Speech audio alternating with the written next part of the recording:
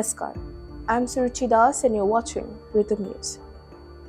Muhammad Yunus promised a government of reforms, but in just 100 days, his leadership has been riddled with chaos, violence, and mismanagement.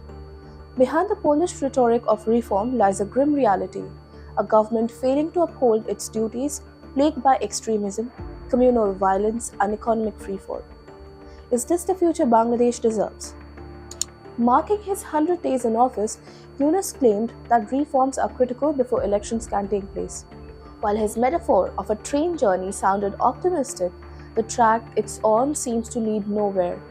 The interim government, formed after Sheikh Hasina's removal, includes 24 advisors, but this ensemble has failed to prevent the nation from spiraling into crisis.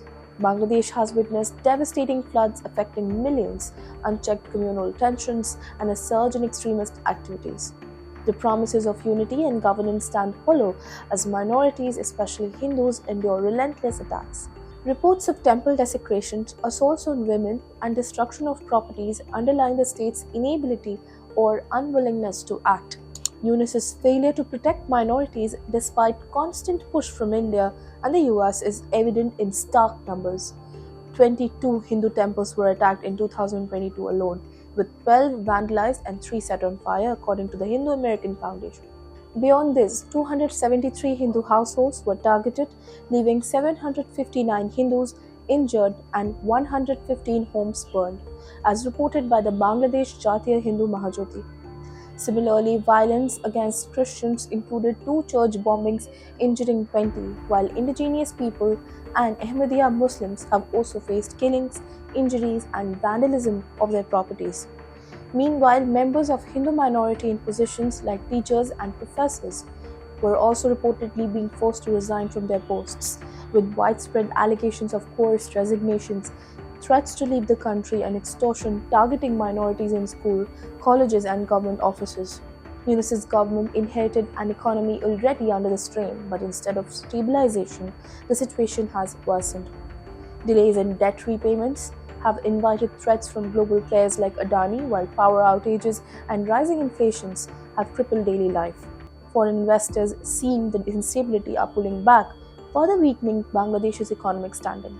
This isn't the first time Yunus has courted controversy. His tenure as the Grameen Bank chief, once celebrated, later drew criticism for alleged mismanagement and self-promotion. His transition from a champion of microfinance to a political leader has been marked by decisions that seem to deepen societal divisions rather than bridge them. Soon after the interim government assumed power, Bangladesh faced devastating floods caused by relentless rains.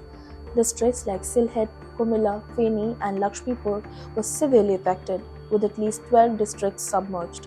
Over 3.6 million people were impacted, and the government's failure to effectively manage the crisis highlighted its administrative shortcomings. His past actions offer a telling prelude to the present.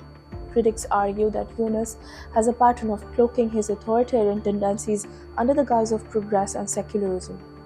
Whether it's sidelining opposition voices or ignoring grassroots concerns, his leadership style has often drawn parallels with autocratic regimes. Since assuming power, Yunus's administration has been accused of weaponizing state machinery against the Awami League, Sheikh Hasina's party. Political witch hunts have led to arrests and harassment of opposition leaders, further destabilizing the fragile democracy. Communal violence has surged, with Durga Puja celebrations marred by attacks in 35 locations, and a rising wave of extremist sentiment emboldened by governmental inaction. These incidents highlight an alarming trend. The state appears more inclined to appease extremist factions than to protect its vulnerable citizens. If Yunus continues on this path, the consequences for Bangladesh could be dire. In the end, Bangladesh stands at crossroads. Will it succumb to extremism, mismanagement, and division, or will the people demand accountability and a return to democratic values? One thing is certain: Muhammad Yunus has failed to deliver on his promises, and people are watching globally. Jai Hind.